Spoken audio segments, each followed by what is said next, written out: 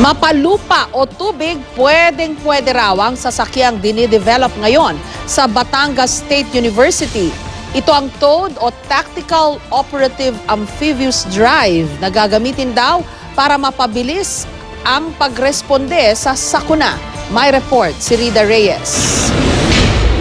Sa dami ng bagyong nananalasa sa bansa na madalas sinasabayan ng mabilis na pagtaas ng baha, kinakailangan ang mabilis na responde sa oras ng sakuna. Ano pa bang mas bibilis sa sasakyang pwede sa tubig, pwede rin sa lupa? Ito ang TOAD o Tactical Operative Amphibious Drive na dinevelop ng Batangas State University. TOAD is an acronym.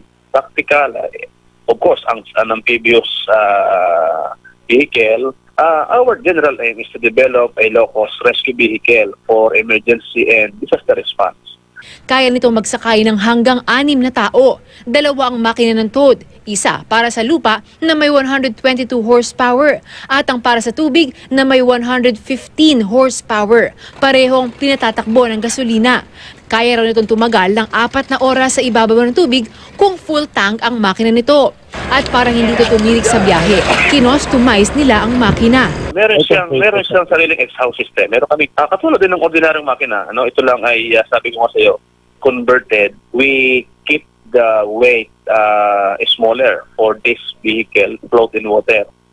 At kapag nasa tubig, madali ring malalaman kung nasaan ito dahil mayroon itong built-in GPS. Buong pagmamalaking sinabi ng isa sa mga developer na si Dr. Tirso Ronquillo, lahat ito tatak Pinoy. Bukod sa lahat ng materyales galing sa Pilipinas, ang disenyo ng TOAD, jeep, ang inspirasyon.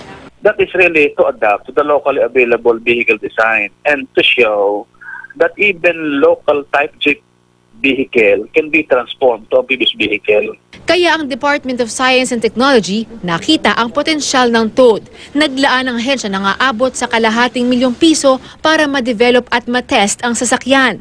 Dagdag ito sa ₱700,000 pondo ng Batangas State University. Kung susumahin, mas mura pa rin daw ito sa mga locally available na amphibious vehicle sa merkado na umaabot sa 3 hanggang 4 na milyong piso kada isa. Ayon sa DOST, posibleng hindi lang sa disaster response ito magamit. Nung nilaunch siya, ang daming ideas na pumasok. Hindi nga lang rescuers ang po pwede mo gawin. Even nga kung yung mga nagre-recreational activities o yung mga nagtatransport ng product from one island to another. Pero sa ngayon, tutok daw muna sa pagpapaganda ng sasakyan.